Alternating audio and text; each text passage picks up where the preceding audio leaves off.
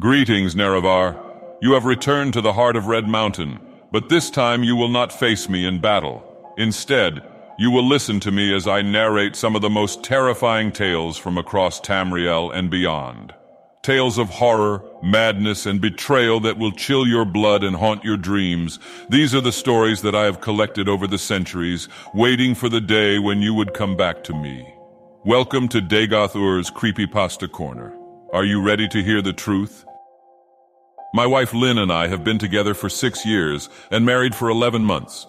Our entire history together has been very normal, and never once have I noticed any weird behaviors or red flags. I can't stress enough how out of character this whole thing is for her. Lynn is very kind, intelligent, and thoughtful. She's always been the no-nonsense type of person. Being childish or trying to scare me is not something she'd normally do. She doesn't even like watching horror movies. When we first started dating, she agreed to watch The Shining with me because she knew how much I loved horror. She was so scared that she didn't even make it through half of the movie before we had to turn it off. She isn't into anything creepy and has never been into pranks. It's just not her cup of tea, and that's fine. But that's what was so strange about this. It's just so unlike her. I should also add that she never had any mental health issues, and as far as I'm aware, it doesn't run in her family. I know some people are able to hide their mental health problems, but in the 6 years we've been together, I think I'd have seen some sort of sign. 2 months ago, I was in the kitchen making myself some coffee before work. I was running a bit late that morning and knew I wouldn't be able to make it to Dunkin' Donuts for my usual morning fix. I took a sip of my coffee as I hurried down the hall towards the front door, when I happened to notice Lynn peeking at me from around the corner ahead of me. I could only see her eyes, and a strand of her long dark hair hanging against the wall. The rest of her body was concealed behind the corner. I nearly spilled my coffee when I saw her. I did burn the shit out of my lips. "Geez, Lynn," I said, wiping a few drops of coffee from my pants. "You scared the shit out of me." She immediately popped out of view like a little kid that had been caught. I heard her scurry off towards the living room, and by the time I got to the front door, she was out of sight. It was really weird, and just totally out of character for her, like I said. But I also found it kind of funny that she was being more playful and a little less serious. I shouted that I loved her and called her a weirdo. As I shut the door behind me, I heard her laughing. Her behavior was a bit odd, but it certainly wasn't something to call a priest over. I forgot about it by lunch, and by the time I got home, she was her normal self. I didn't bring it up, and neither did she, and life went on. The next incident happened 3 days later. It was around 2 a.m., and I had woken up to get a drink. I was standing at the kitchen island, jug of OG in hand, when I felt a strong feeling that I was being watched. For whatever reason, I looked down at the floor and saw my wife's smiling face staring back. She was peeking at me from the other side of the island, staring up at me with wide, unblinking eyes and grinning like the Cheshire Cat. I screamed, I'll admit it, not out of irritation but fear. For some reason at that moment I was scared. At the sound of my scream, Lynn scuttled backwards out of my view, her hands and feet smacking the tile floor as she hurried out of the kitchen on all fours. I didn't run after her, or even yell after her. I just stood there frozen in shock, wondering what fuck had possessed her to do that. It took me a little longer than I'd like to admit to go back upstairs, but I eventually did. When I got to our bedroom, Lynn was lying on her side, asleep, or at least pretending to be. I stood there for a while, watching her breathing to be sure she really was asleep. I had the feeling she might jump out at me the moment I got into bed. But she didn't. I climbed into bed and she didn't even move. Her breathing was soft and deep, and I was starting to wonder if I'd dreamt the whole thing. The next morning, I waited for her to come down for coffee, and after handing her a mug and kissing her cheek, I decided to ask her about it. "What was that about last night?" I asked, keeping my tone light so I didn't offend or embarrass her. She frowned over her cup of coffee, shaking her head like she had no clue what I was referring to. "You were peeking at me again, from over there," I said, pointing to the spot on the floor by the kitchen island. She followed my gaze, and when she looked back at me, she burst out laughing. She laughed so hard that I couldn't help but join her. "You creep me the fuck out sometimes, you know that?" I said. She giggled and set her cup on the counter and wrapped her arms around my neck. "You creep me out all the time, so I guess we're even," she teased.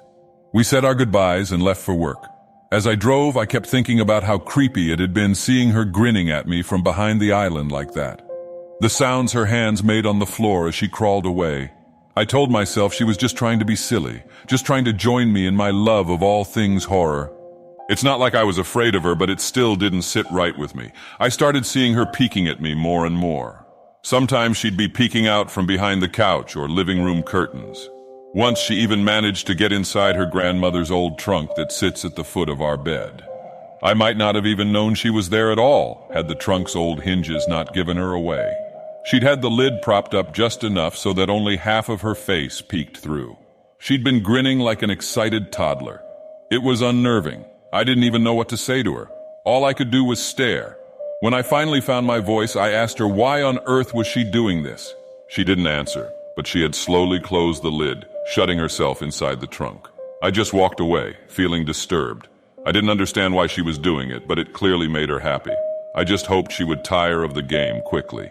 Lynn didn't peek at me for the next 2 weeks. I started to think she was done with her weird prank, and I was relieved. We were watching a show on Netflix one night, and I jokingly said that I hadn't seen her peeking at me lately, and that she must have given up on her spy game. She looked up at me with a small smile and said, "Maybe I've just gotten better at it." I didn't say anything, but I wondered whether or not she was joking. For the next few days, I couldn't stop thinking about what she'd said. Was she still peeking at me when I wasn't looking and I just hadn't noticed? And if so, what the hell was she getting out of this? I started to feel paranoid, constantly checking whether she was watching from around the corner or behind a door. I was jumpy whenever I was home and she wasn't in full view of me. I felt stupid and a little crazy, but after a few weeks without another incident, I began to relax. I stopped checking behind furniture and walls and told myself it was just a bad memory. Then a few days ago, things got so much worse. Lynn left to go to a friend's, and I lounged on the couch and played a couple games on my laptop. Around 9 p.m., I hopped in the shower, and as I was washing the soap from my hair, I felt that awful feeling that I was being watched. I slowly opened my eyes and almost had a fucking heart attack. Lynn was peeking from behind the shower curtain, her entire head stretched into the shower, leaving just her body outside. Her long dark hair hung against the curtain, the ends dripping with water. Her mouth hung open in a terrible grin, eyes wide and red, as if she hadn't blinked in a while. I screamed and jumped back against the wall. She didn't move, nor did her smile waver. Her makeup ran down her cheeks in 2 black streaks. She looked giddy and completely deranged. I was fucking terrified. We stood like that for a few moments, neither of us saying a word. Finally, after what felt like forever, she slowly pulled her head back out of the shower, and I watched her blurry figure through the curtain as she moved backwards towards the bathroom door. A second later, the bathroom door slammed shut, hard enough to rattle the mirror. I screamed again and jumped out of the shower to lock the door. I stayed inside the bathroom for over an hour. Maybe I overreacted to some of you. But joke or not, I wasn't going to put up with the crazy shit anymore. That's what I kept telling myself as I paced in my bathroom, stopping to listen at the door every few minutes. Suddenly I heard a muffled sound and I pressed my ear against the bathroom door, straining to listen. I couldn't hear anything, but I envisioned Lynn standing on the other side of the door, giggling at her joke. I felt a surge of anger. I was beyond pissed at being made to feel scared in my own house, and made to hide in the bathroom for an hour. All for what? Some joke? If it was a joke, it was an awful one. "What the fuck, Lynn?" I snapped. "This shit is getting really fucking annoying." I waited for her to apologize or to call me a jerk, but instead I heard a faint moan, so quiet I wondered if I heard it at all, and then complete silence. "Lynn?" I called out, not able to even hide the shakiness in my voice. I got no response, just my own heavy breathing. "I swear to God, just fucking stop it!" I yelled, pounding my fist on the door. I waited for her to cuss me out, something I would expect from me talking to her like that. I never screamed at her before, but there was nothing. Just the occasional drip from the shower head. I won't deny that I was scared, too afraid to open the damn door and face my own wife. I waited another 30 minutes or so, which feels like a fucking lifetime when you're scared. Finally, I decided I wasn't going to spend the night hiding in my bathroom, so I got down on my knees and peered under the door. I almost expected to see her face peeking back at me, but thankfully I didn't. I could see straight down the hallway to the top of the stairs, but no Lynn.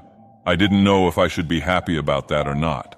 I looked for a few minutes, waiting to see her head pop up over the top step, but it never came.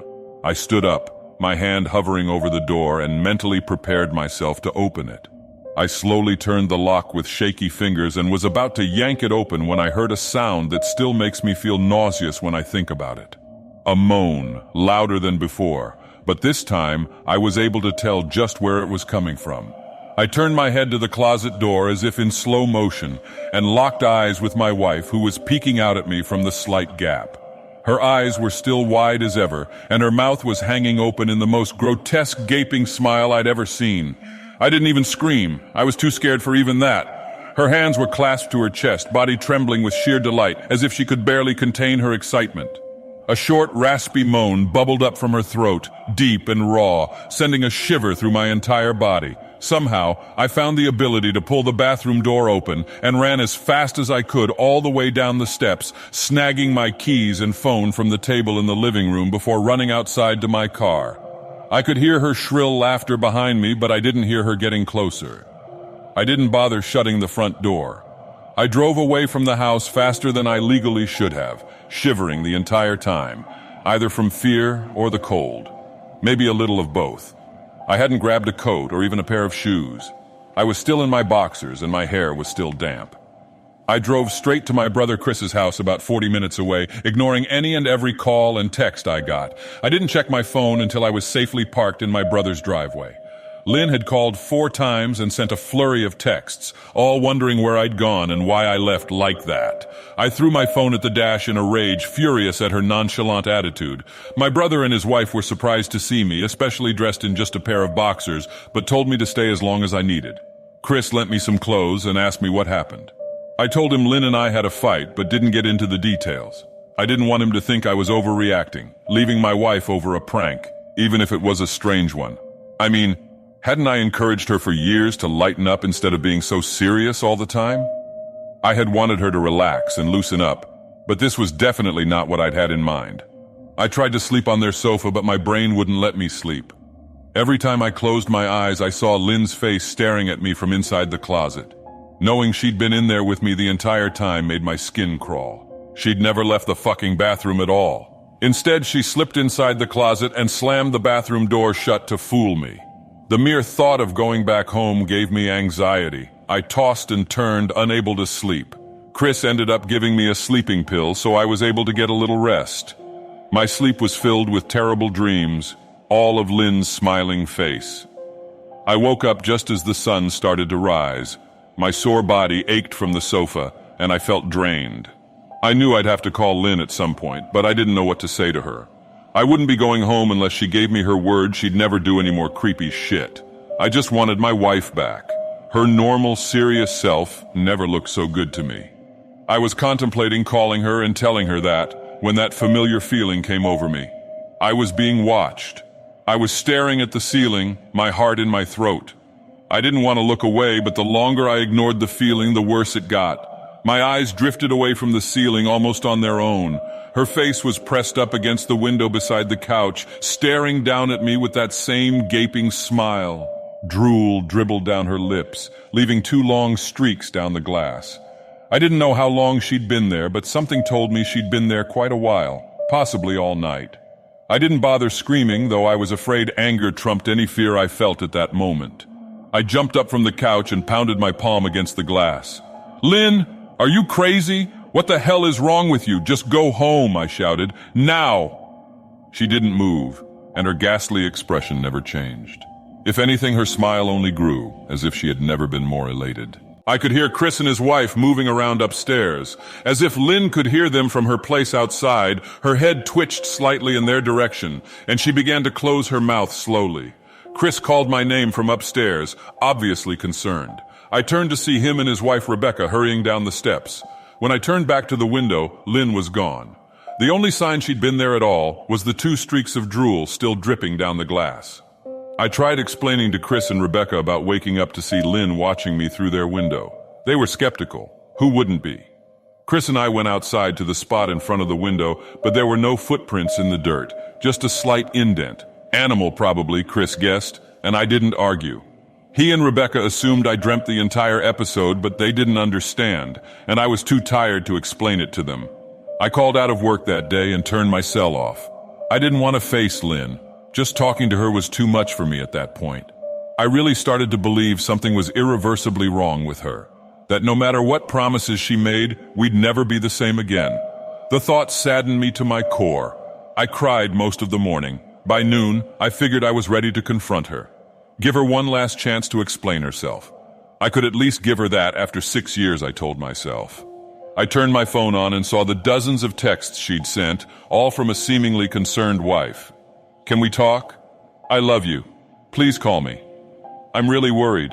Can you answer? Just come home. And more of the same. All texts telling me she loved me and she wanted me home. How worried she was. Not a damn one addressing the crazy shit she pulled.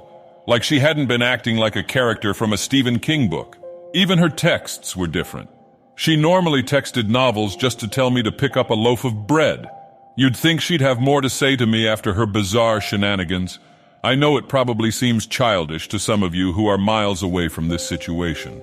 But if you saw the way Lynn had looked at me, how she scampered away on all fours like some wild animal, grinning at me from inside the closet like a lunatic, then I think you'd find my reaction was warranted. I ended up staying with Chris and Rebecca for another night. I didn't wake up yesterday until afternoon, and thankfully I didn't see Lynn's face watching me through the window. I don't want to pry because it's not my place. But is this fight something that can be mended? Rebecca asked. She'd made us both a sandwich for lunch, and I knew she wanted to breach the subject without seeming to be nosy. I don't know, she's like a different person, I said, choosing my words carefully. I still wasn't ready for her or Chris to know the full extent of the batshit craziness I had been dealing with. People change, Ben, but she's still the same woman you married. Maybe you both just need to talk through your issues. Whatever's going on, I'm sure it can be fixed, she said, ever the peacemaker.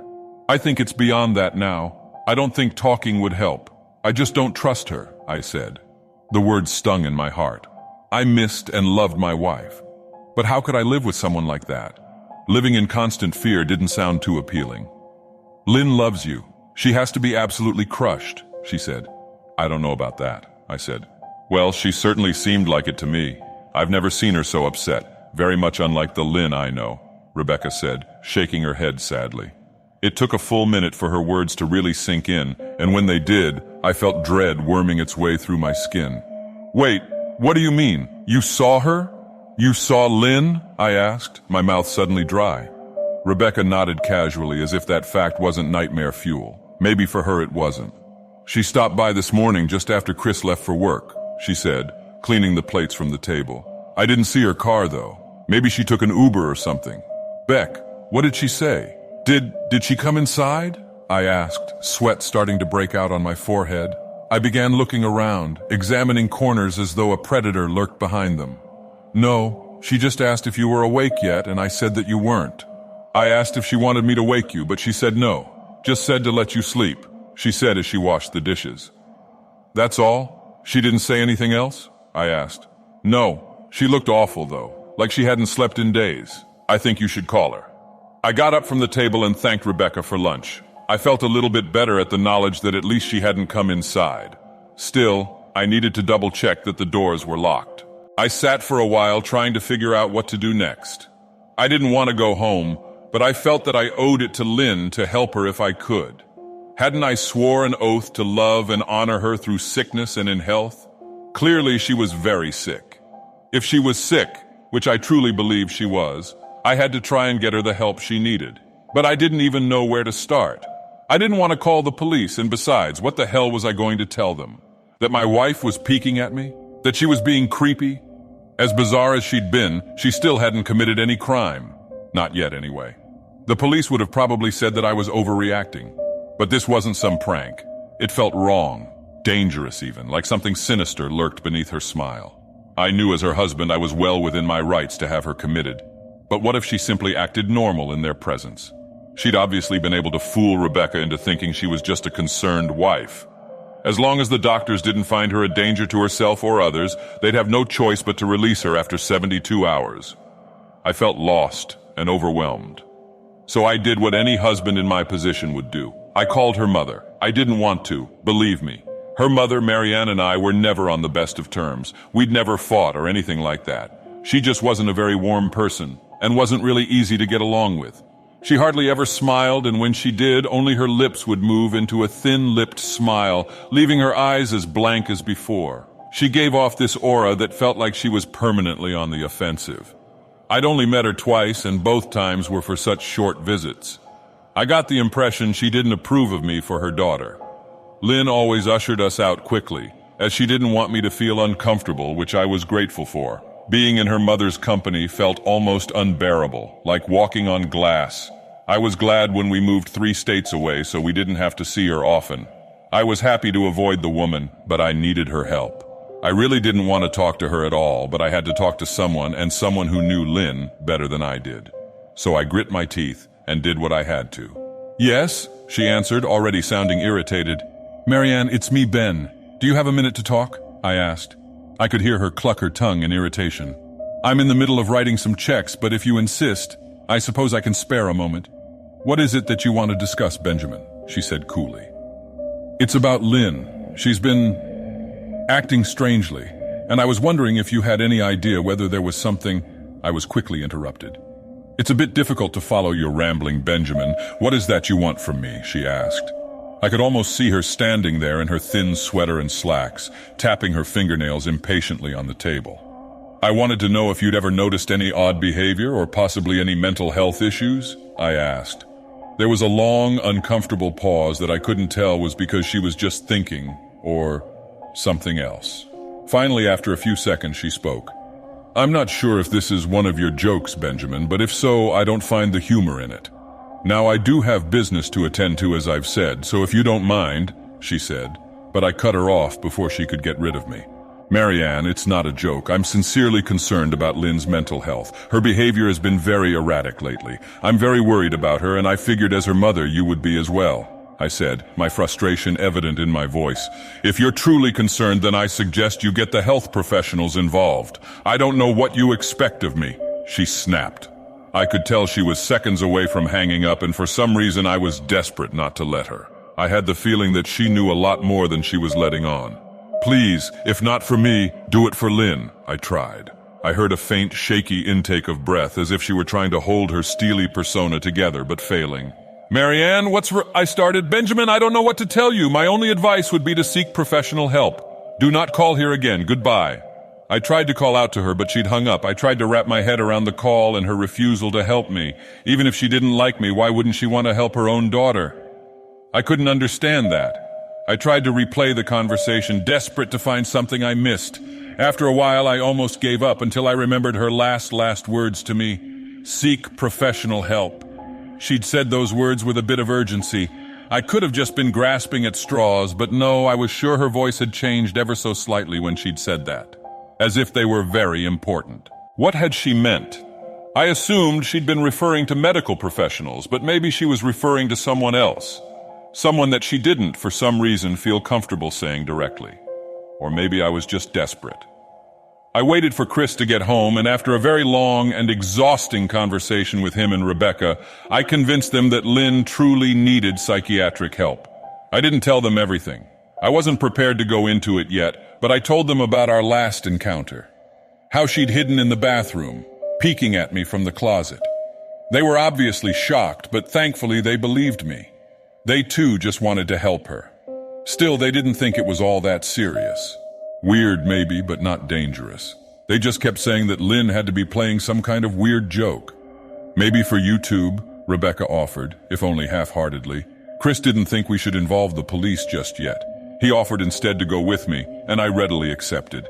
He reasoned that calmly talking to her, trying to coax her into going willingly, was the best recourse. I agreed to do it his way. At least I wouldn't be going into that house alone. We drove over this morning, just after breakfast. There was no way I was going at night. When we pulled into the driveway, my stomach began doing somersaults. Her car wasn't there, but I still didn't let my guard down. The front door was ajar, and for a split second I thought we'd see her eyes staring through the gap. I was shaking and starting to sweat. Chris, however, was fine. He waited for me to open the door, his hands in his pockets like he was going on a fucking stroll through the park. I envied his ignorance. I pushed the door open and was immediately hit with the stench of rot. Chris smelled it too, and he walked in the house behind me with his nose scrunched up. "What do you guys use to clean the floors around here, shit?" Chris mumbled. "Shut up," I said, my eyes darting around for any signs of Lynn. The house was deadly quiet and dark despite being 10 in the morning. All the curtains were closed up tight, refusing to allow any sunlight inside. If I hadn't left it just 2 days prior, I'd have thought the house to be abandoned. We moved through each room, carefully checking any place that she might hide, occasionally calling her name. "Why the fuck are you looking under the couch?" Chris asked eventually. "Aren't we looking for your wife?" He was looking at me like I was a moron. "Let's just go upstairs," I whispered. He shook his head but followed me up the stairs to check the bathroom and spare bedroom. On the way up, my shoes crunched over pieces of glass that looked to be littered over a few of the steps. I noticed that one of Lynn and my wedding portraits that hung on the wall along the staircase had been smashed. The frame hung crookedly, all the glass removed. I stared at the picture, a lump forming in my throat. We had taken the photo just after leaving the church after saying our vows. She looked so beautiful in her white gown. I looked at Lynn's beautiful face. I never dreamed her face would ever be a source of terror for me. We climbed the rest of the steps and checked the spare bedroom, but it looked completely untouched. I was hesitant to go into the bathroom, my fear from that night coming back to me all at once. Chris noticed and offered to go in by himself, but I couldn't let him do that. So we walked in together, checking the closet and the shower. The bathroom looked as if it hadn't been touched since the night I left. "I don't think she's here, Ben. Why don't you pack some clothes and we'll try coming back tomorrow or something," Chris said. I nodded and went into our bedroom and shoved some clothes into a duffel bag. When I checked inside our closet, I came across the source of the smell and gagged. Chris took one look and lost all color in his face. He had to go stand by the stairs to get away from the sight and smell. I gazed down in shock at what lay inside my bedroom closet. Soaking into the rug were at least a dozen eyeballs, all carefully laid out in pairs. Some were as large as a quarter, while others were as tiny as a marble. I stared down at the eyes she'd collected from small animals, and I wondered how she'd gotten them, and shuddered at the thought. Man, I thought I had it bad with Becca's shoe addiction, but fuck me, your wife's in here collecting eyeballs, Chris said, gagging. "Ben, I think we should go," he called from the hall. "I'm getting nauseous." "All right." I grabbed my duffel and shut the closet door on my new nightmare. I stepped out into the hall and took a deep breath of air. I could taste the rot on my tongue and I couldn't help but gag. "Who the fuck lines up eyeballs in their closet like that?" Chris mumbled. "I tried to tell you she needed help," I said. "She doesn't need help, Ben. She needs a fucking exorcist," he said. "You coming or what? I can't stand the smell any—" His words died in his throat, and his eyes grew wide with fear. I didn't ask him why. I could feel it. Someone was watching me, and I didn't think it was the eyes in the closet. I turned around, my eyes slowly scanning the bedroom. "Christ," I whispered, as I finally saw what we'd missed. Under the bed, curled on her side, watching us with the excitement of a kid on Christmas morning, was my wife. She held her hands together just under her chin, and they were shaking eagerly. Now that she knew she'd been found, I could hear the quiet noises she was making. A sort of hiccuping sound in her throat, as if the excitement was just too much for her. It was unnerving to say the least. Wide eyes and that same huge smile. Everything in me told me to run, but I forced it away. This was my wife. No matter how twisted, she was still the woman I married. I had to help her. "Lynn," I said softly. She didn't respond, but her head bobbed back and forth in two quick little movements as if she were nodding. "Baby, I just want to help, okay? Can you let me do that?" I asked. I had taken a single step forward, approaching her like some kind of dangerous animal. "I love you, Lynn," I said softly, taking another step closer. She let a tiny moan escape her wide-open mouth, and I had to resist the urge to run. Her shoulders were starting to quiver, and her eyes grew as large as saucers. I crouched down so I could see her better, and immediately saw the blood. Her hands were covered in it. They trembled more the closer I got, as if she was barely able to contain herself. "Lynn, are you hurt? You're bleeding," I said. She bobbed her head again, her bloody fingers moving up and down as if playing an invisible piano. They occasionally grazed her chin, leaving smears of blood on her skin. I wanted to recoil in disgust. The smell that was coming off of her was revolting. I could feel the vomit trying to climb up my throat. Her lips were dry and stretched thin, blood seeping between the cracks. I knew she wouldn't come out on her own, but I didn't want to leave her in the state she was in. I scooted closer and reached out to her. The excited hiccuping sounds got louder and her hands shook, fingers flexing. It was then that I could see the blood oozing from in between her fingers. "Oh my God, Lynn, you're bleeding," I said. Instinctively, I reached out to take her hand, but before I could even touch her, her hand sprang out towards me. A sharp pain shot through my arm and I fell back on my ass. My arm burned and I could see the blood dripping down onto the carpet. I looked back at her in shock and saw her grinning madly, her fingers clutching a large shard of glass. "You all right in there?" Chris asked from behind me. I turned my head slightly and nodded to him, cradling my arm to my chest. When I turned back to face Lynn, I saw that her focus had shifted. She wasn't looking at me anymore, and she wasn't smiling anymore either. She was staring past me, her eyes glaring at Chris the way a hungry lion might stare at an antelope. Her mouth was still hanging open, but it was twisted into a snarl. I got to my feet and began walking backwards down the hall, afraid to take my eyes off her. "Are you bleeding?" Chris asked. The moment the words left his mouth, Lynn started fast scooting out from under the bed, the glass shard still in her fist. "Chris, run! Go!" I yelled. He must have been too afraid to move because a second later I felt my back bump into him. He was still standing at the top of the stairs, staring at the horror that was my wife. Lynn had crawled completely out from under the bed and stood in the bedroom doorway, her face twisted in rage. Her whole body was visibly tense. Blood ran down her fingers and onto the floor. "Jesus, Lynn," Chris said. You, playing hide and seek?" I reached back and pushed him towards the steps. "Move your ass, Chris," I said as quietly but firmly as I could. Lynn bobbed her head in fast, sharp motions and began to grin, stretching her mouth open wider and wider so that her chin seemed to touch her chest. I heard Chris mutter a prayer, and then he was running down the stairs. I stood at the top of the steps, stuck between the love for a woman who clearly needed serious help and self-preservation. "I only want to help," I said, choking back tears. Her eyes focused on me once again as she slowly lifted the glass, holding it out in front of her, and then she started sprinting towards me, grinning with utter excitement. Thankfully, my body took over, and I flew down the stairs, skipping 2 or 3 at a time. I made it to the front door before I felt her leap onto my back, wrapping her arms around my neck, her open mouth next to my ear so that I could hear those terrible hiccuping sounds up close. I shook her off me, knocking her to the floor. I felt a searing pain in my back as she went, but I tore open the front door and bolted to my car. Chris was standing in the front yard talking on the phone with the police. I didn't say a word, I just ran to my car and jumped in. Chris took the hint and followed me. Still on the line with 911, I watched the rearview mirror, sure I'd see her there, running after us. But I never did. I went straight to the ER and got 11 stitches in my arm and 3 on my back. The police asked a lot of questions and went back to the house to do a search, but of course Lynn wasn't there. They advised me to stay with a friend or relative for a while and to file a restraining order as soon as I could, but none of those things would matter. Somehow, I just knew. I dropped Chris off at home and went to a motel an hour away. I wanted to put as much distance between me and Lynn as I could. This is where I've been for the last 4 hours. I thought maybe the police would find her. Maybe they'd get her the help she desperately needs. But now I don't think so. Because 40 minutes ago I got a text from an unknown number. Just 3 words. "I found you." And a picture attached. The picture was dark and grainy, but I instantly knew what it was. There was no mistaking my wife's eye. I started typing this out immediately after. I don't know what to do. I'm alone and scared, and I can't help but feel that I'm being watched.